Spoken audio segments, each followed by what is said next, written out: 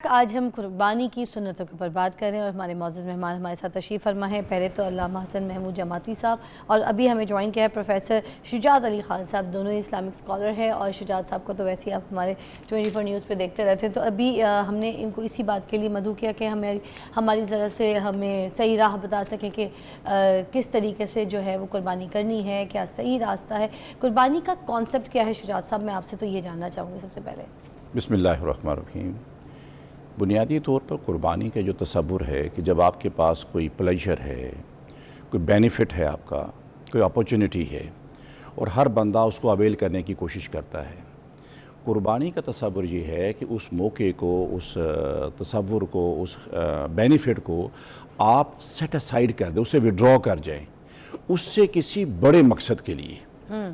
مقصد آپ نے اس کا تعین کرنا ہے کہ یہ میں اگر بینیفٹ لیتا ہوں تو اس کا یہ آؤٹ پٹ نکلے گا، لیکن اگر اس کو میں بینیفٹ نہیں لے کے میں فلاں بینیفٹ میں لے لوں تو یقیناً آپ کا جو ہے نا، آپ نے اس کو کیا کیا، قربان کر دیا، سیکریفائز کر دیا اور اس سے بڑا مقصد آپ نے حاصل کر لیا۔ مثال کے طور پر رات آپ آرام کر رہے ہیں تو بچہ جاگ گیا ہے، اب اس وقت آپ کی نیند جو ہے وہ آپ کا پلیشر ہے، آپ کی سیٹسفیکشن ہے، لیکن آپ نے کیا کیا کہ اس وقت جاگ کے اس بچے کی ضرورت کو پورا کیا تاکہ باقی رات جو ہے پوری رات کی نیند جو ڈسٹرب نہ ہو۔ آپ نے 10 یا 15 منٹ کو کیا سیکریفائز کر کے 3-4 گھنٹے کا آپ نے بینیفٹ لے لیا، آرام لے لیا۔ بالکل۔ تو قربانی کا تصور یہی ہے کہ آپ کسی چھوٹے جو ہے نا وہ بینیفٹ کو سیکریفائز کر کے بڑے کی طرف چلے جائیں۔ تو یہ جو عید الاضحیٰ کے اوپر ہم قربانی کرتے ہیں، بنیادی طور پر ہم کیا قربان کر رہے ہیں؟ ہم ایک جانور کو ذبح کر رہے ہیں۔ جانور کہاں سے آیا؟ اس کے لیے آپ معاشی طور پر خوشحال تھے۔ معاشی طور پر خوشحال کیسے ہوئے؟ اللہ رب العزت نے آپ کو عقل، سمجھ، شعور دیا اللہ نے، آپ نے استعمال کر کے اپنے آپ کو معاشی طور پر کیا کیا، اسٹرونگ کیا۔ اسٹرونگ کرنے کے بعد اب آپ اس پوزیشن میں آگئے کہ اب آپ وہ جو مال آپ کے پاس ہے، جو اچھا لگتا ہے آپ کو اور آپ سمجھتے ہیں کہ یہ میرے پاس ہی رہنا چاہیے، آپ اس کو کیا کہتے ہیں، سیکریفائز کرتے ہیں۔ کس کے لیے؟ کسی بڑے کاز کے لیے۔ اگر اس کاز کو ہم سمجھ لیں، قربان کیا آپ نے، اس کے جانور کا گوشت بنایا، گوشت بنا کر خود بھی کھایا، لوگوں کو بھی کھلا دیا، ختم ہو گیا، لیکن پیچھے جذبہ کیا تھا کہ وہ جب اپنے گوشت بنایا، قربانی کی، اس کے 3 حصے کیے۔ ایک حصہ اپنے لیے رکھا، ایک غربا کے لیے رکھا اور ایک اپنے عزیز و اقارب کے لیے رکھا۔ بنیادی تصور اس میں یہ ہے۔ اچھا، ایک سوال میں یہاں پہ ایڈ کرنا چاہوں گی، جیسے آپ نے کہا عزیز و اقارب کے لیے بھی رکھا تیسرا حصہ، تو کیا وہ عزیز، وہ دوست، وہ رشتہ دار جنہوں نے آلریڈی گھر میں قربانی کی ہے اور اچھا شاندار بکرا یا گائے یا بچڑا انہوں نے کیا ہے، تو کیا ان کے لیے بھی حق ہے ان کو دینا ہے یا پھر باقی مستحقوں کو ڈھونڈنا ہے اور ان کا حصہ نہیں بنتا؟ جب ہم نے 3 حصے کر دیے نا، ہاں 3 حصے کر دیے، غربا کا ہے، قربانی ہو گئی ہے، کیا پھر بھی ان کا حصہ بنتا ہے ہماری طرف سے، ہم نے دینا ہے؟ اصل میں یہ کوئی صدقہ خیرات نہیں ہے، یہ میرے رب کی طرف سے لوگوں کی دعوت ہے، اور اس دعوت میں آپ جتنے یہ جو عزیز و اقارب جن کے ہاں قربانی ہوئی ہے، آپ یہ صلہ رحمی کے چیپٹر میں آ جاتے ہیں نا، آپ ان کو اس میں اس خوشی میں پارٹیسپیٹ کر رہے ہیں، نہ تو وہ ہمارے گوشت کے اور نہ ان کے گوشت کے ہم کیا ہے، محتاج ہے، محروم ہے، لیکن آپ ایک جسچر کیا دیا ہے کہ یہ میں رب نے مجھے توفیق دی ہے، اس کے کرم سے میں نے اس کو کیا ہے، آئیے ہم سب اس کو کیا کریں، اس کو شیئر کرتے ہیں۔ وہ جو شیئرنگ کے نتیجے میں آپ کے آپس میں جو محبت، پیار، احترام، آپ کے پڑوس میں، آپ کے بالکل نیبر میں آپ کے ریلیٹیو رہ رہے ہیں، آپ نے 2 بکرے کیے، انہوں نے 4 کیے، اس کا مطلب ایک غریبوں کا ہو گیا، ایک رشتہ داروں کا ہو گیا، اور ایک آپ کا اپنا ہے، اور ایک آپ کا اپنا ہے۔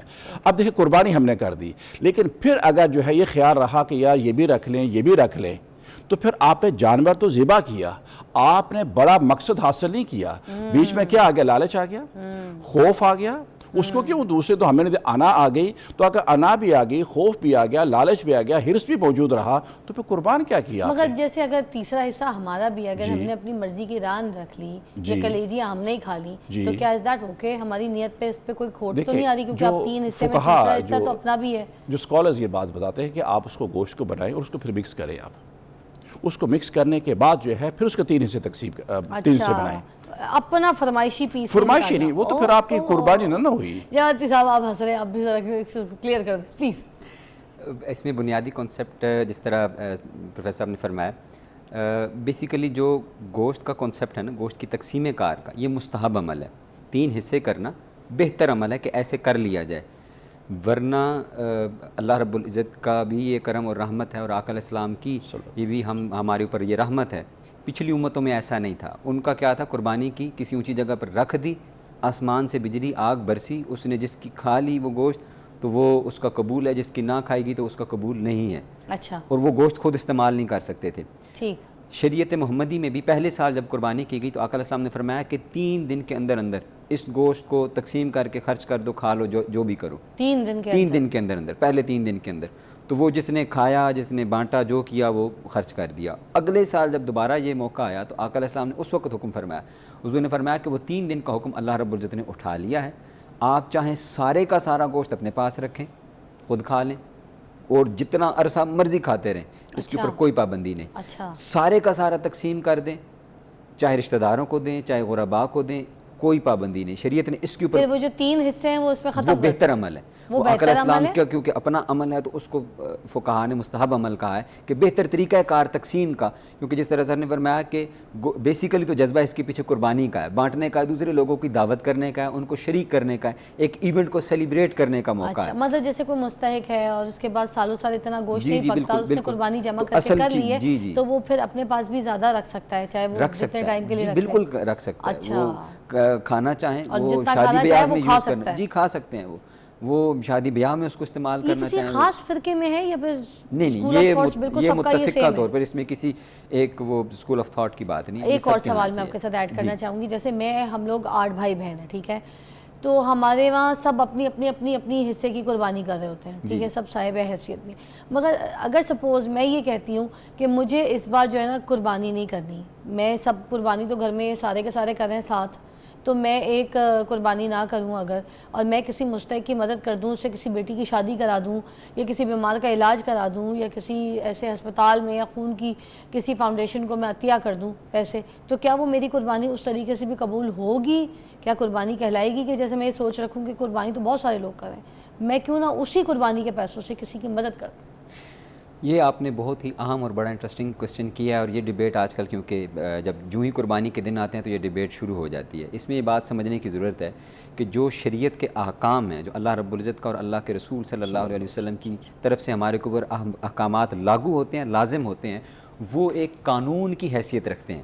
جیسے ہم کسی بھی ملک کے اندر جاتے ہیں اور وہاں کے اس قانون کو وائلیٹ نہیں کر سکتے, چاہے ہماری خواہش ہو کہ نہیں یہ کرنا بہتر ہوگا, لیکن ان کا لا کہتا ہے کہ ایسا کرنا ٹھیک نہیں ہے, تو وہ ہم نہیں کر سکتے. میں سپوزڈلی ایک ایگزامپل دیتا ہوں یہاں پہ, فار ایگزامپل یہ بات میں کوٹ کر رہا ہوں کہ ایک ملک کا قانون ہے کہ ہم وہاں پہ وہ کہتے ہیں کہ اسکارف الاؤڈ نہیں ہے, لیکن ہم کہتے ہیں نہیں ہم نے تو اسکارف پہننا ہے کیونکہ یہ تو اسلامک کلچر ہے اور یہ تو میرا پردہ رہ جائے گا تو ختم ہو جائے گا. لیکن وہاں کا قانون کہتا ہے کہ آپ نے, لیکن ہم جو ہی وہاں کے ایئرپورٹ کے اوپر لینڈ کریں گے تو ہم کیا کریں گے, definitely we will remove that scarf, کہ وہ نو دیٹ کہ وہ وہاں کا لا یہ الاؤ نہیں کرتا. اسی طرح یہ جو ارکان ہیں, قربانی ہے, یہ جس شخص کے اوپر لازم ہے, ان 3 دنوں کے اوپر صاحب نصاب آدمی کے اوپر واجب ہو جاتی ہے قربانی, اس کے لیے پہلا حق یہ ہے کہ وہ قربانی کرے گا. جو دوسروں کی مدد کرنے کا اس کے لیے پورا سال موجود ہے. یہ صدقات ہیں, اسلام نے دوسروں پر خرچ کرنے کی پورے قرآن مجید میں بار بار اللہ رب العزت فرماتا ہے وَآتِ ذَا الْقُرْبَى وَآتِ ذَا الْقُرْبَى, یعنی صرف ایک موقع کے اوپر تو وہ پیسے جمع نہیں ہوئے کہ صرف 10 ذی الحجہ کا دن تھا تبھی ان کے پاس پیسے جمع ہوئے, نہیں, ایسا نہیں تھا.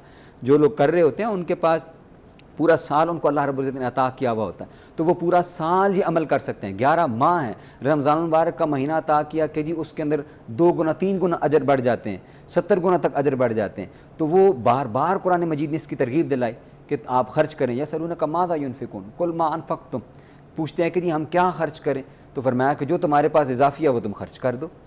تو آپ کی بات کا جز پھر یہ ہے میرے پاس کہ آپ نے کہا ہے کہ قربانی پھر بھی لازم, قربانی لازم ہے, وہ اپنی جگہ پر واجب ہے. علاوہ اگر دل ہے اور اپنے مال میں سے مزید کوئی خرچ کرنا اور کر سکتے ہو تو پھر وہ اس میں سے نکالو, اس میں سے خرچ مگر قربانی کا حق تم نے ادا کرنا ہے, قربانی کا باہر صورت ادا کرنی ہے, اس سے وہ واجب اپنی جگہ پر. ٹوٹلی کلیئر کہ اگر آپ کی فیملی میں بہت زیادہ لوگ ہیں اور سارے کے سارے قربانی کر رہے ہیں اور آپ نے سوچا کہ میں کسی کی شادی کرا دوں, مدد کر دوں, تو وہ پھر ایسے نہیں ہو سکتا. آپ نے اپنے دوسرے جو اضافی مال ہے اس میں سے آپ نے کسی کی مدد کرنی ہے تو 100 بسم اللہ, مگر قربانی you have to do that, ٹھیک ہے, جو کہ سنت ہے. تو ایک بریک لیتے ہیں, بریک کے بعد ہم آپ کو دوبارہ جوائن کرتے ہیں اور ہم قربانی کی سنتوں پہ بات کریں. ٹیک اے بریک.